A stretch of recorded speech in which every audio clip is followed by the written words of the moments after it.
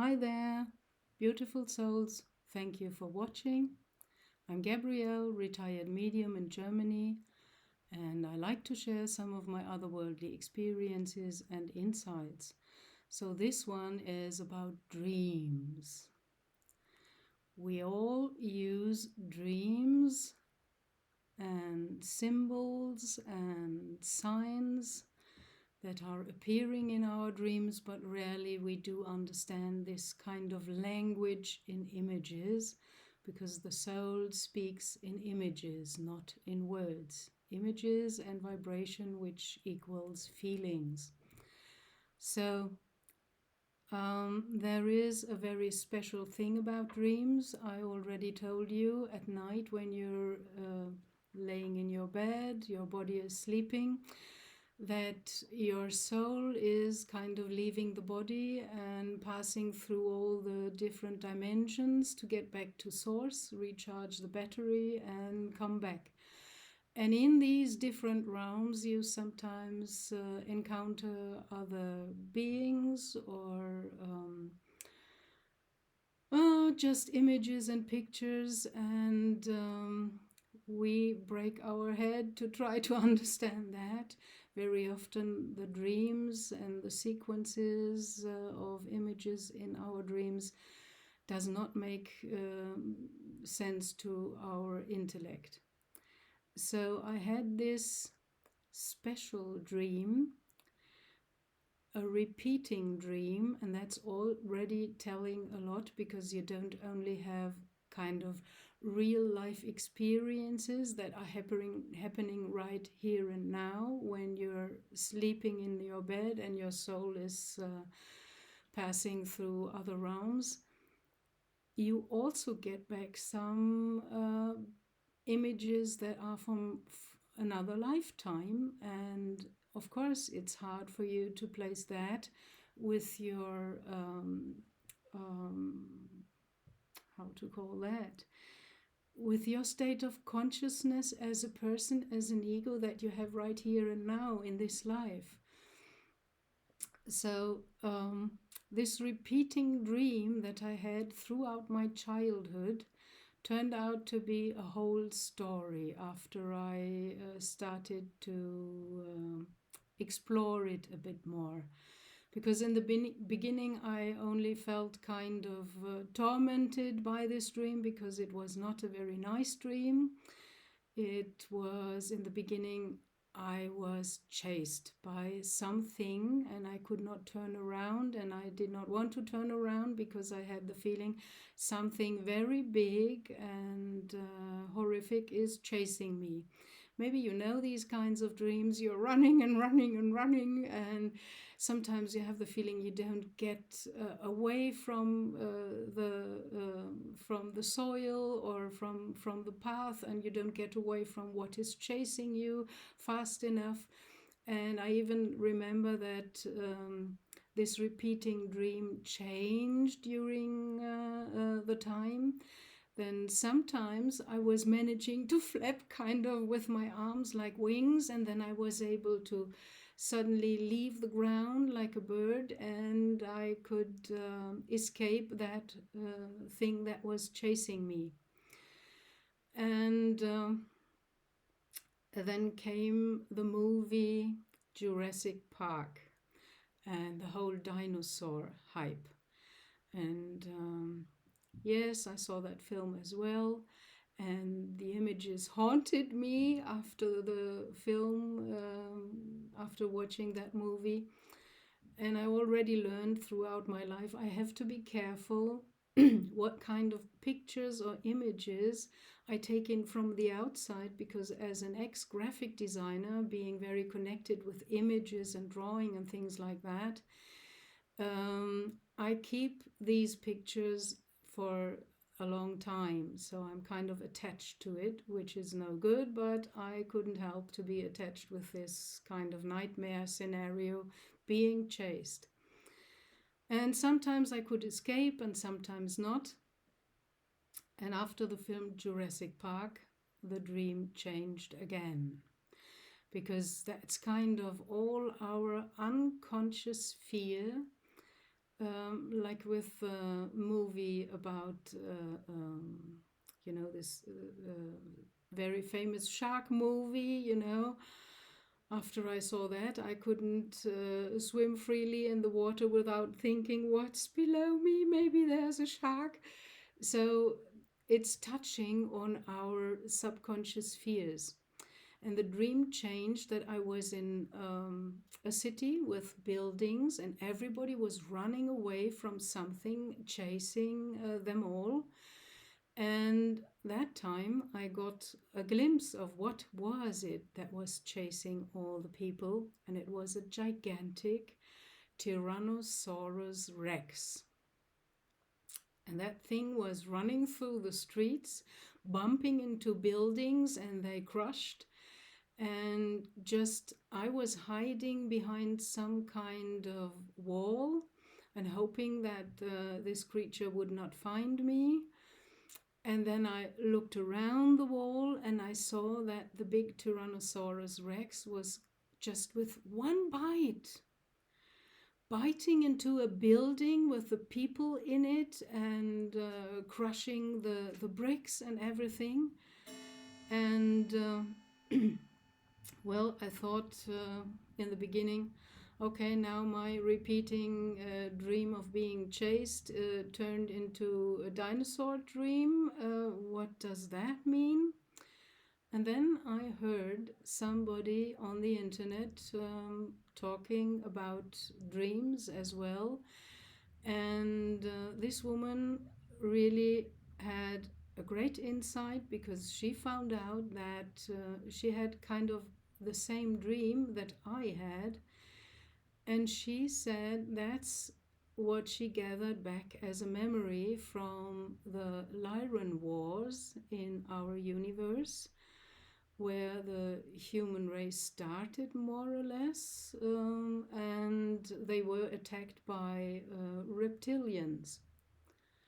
So that made sense to me. And then I went back to the dream pictures and looked closer. Like in remote viewing, you can go to places and gather more information.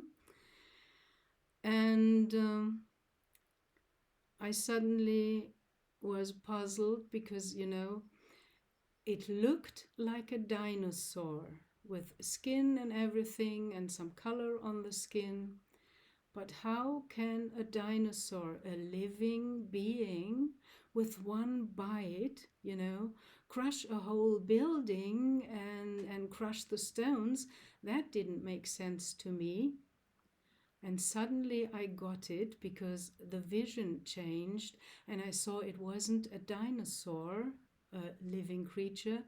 It was more like a metallic, seemingly metallic figure, a robot dinosaur. And that robot dinosaur had, of course, teeth made from metal. So that can, with one bite, crush a whole building. And that made sense to me. And after some of these kind of veils had fallen away for me, I understood, wow, that's the memory of the Lyran War, just coming in this kind of picture and repeating dream to remind me where I come from and what happened there.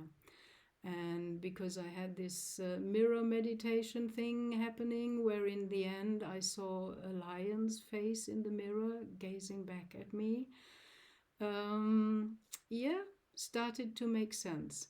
So repeating dreams very often encompass kind of a karmic lesson, and they bring back sometimes pictures or situations from other lifetimes.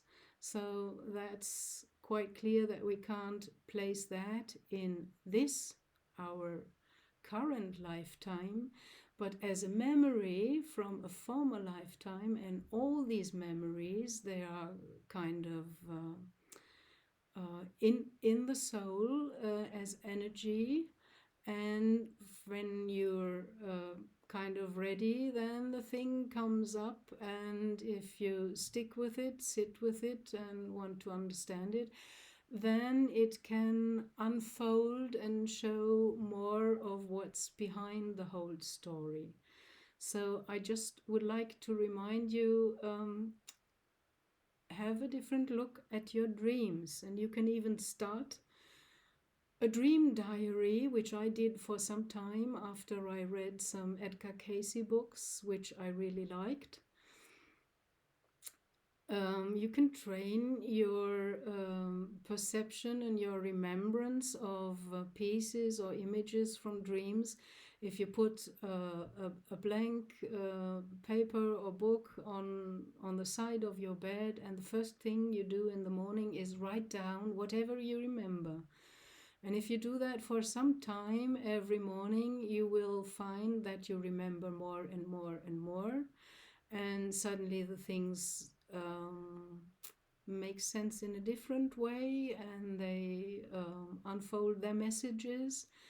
And there's even this shortly before you wake up, there's this point in the theta state where you can even train for the so-called dream voice.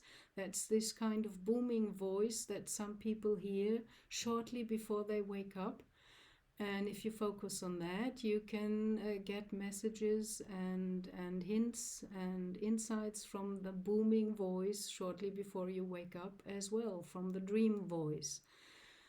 And I had an experience with the dream voice several times. Once in my lucid dreaming, when I was floating under the ceiling and looking back at my body in the bed, I heard this booming voice asking me something. So there are many ways to get to the information you need right now on your path. Dreams are just one of the ways. And I can also advise you to read Dolores Cannon's, the daughter of Dolores Cannon, Julia Cannon, wrote a book called Soul Speaks. And that's about not only what the images may transport that you get from your soul via dreams, or also in the wake state as body symptoms or pains, because she categorized with all the many clients they had in QHHT hypnosis therapy. They categorized more or less all the body symptoms, because already the place where a symptom appears talks a lot. Because just one example, I had clients who had problems with their eyes, and you know, what are eyes for? They are for looking and perceiving. With eyes you see. So the first thing that came up, and I learned that by my work as a medium, I asked this client, what is it in your life that you don't want to see, that you avoid to see, even to that degree that you create a symptom that makes you nearly half blind on one eye? So it must be something very traumatic. Or maybe you experienced something in your childhood and you saw something you were not meant to see. And because of that, maybe you blocked your own sight. Because you know, you have to be ready. As a child, there are a lot of things, you're very vulnerable and you're not yet ready to deal with that. As a grown-up, you can. And as they say, the spiritual realm say that it is us who create these symptoms or diseases. So we are also the ones who can uncreate it, or heal and resolve it and transform it. So every part of the body, you know, the arms, they are for acting, and the legs are for moving. If you have problems with your legs, maybe you don't want to move forward, or you're afraid, or kind of blocked or whatever. So that already speaks a lot. Or the inner part, you know, the digesting system. We don't only digest material food, we also have to digest emotionally and psychically things that happened to us, things we saw or experienced and who were difficult for us to handle. So that's it for today. Dreams and what they can show or tell us. Thank you for watching, dear souls. Be blessed on your soul path. Have a very blessed and good time. Thank you. Bye bye.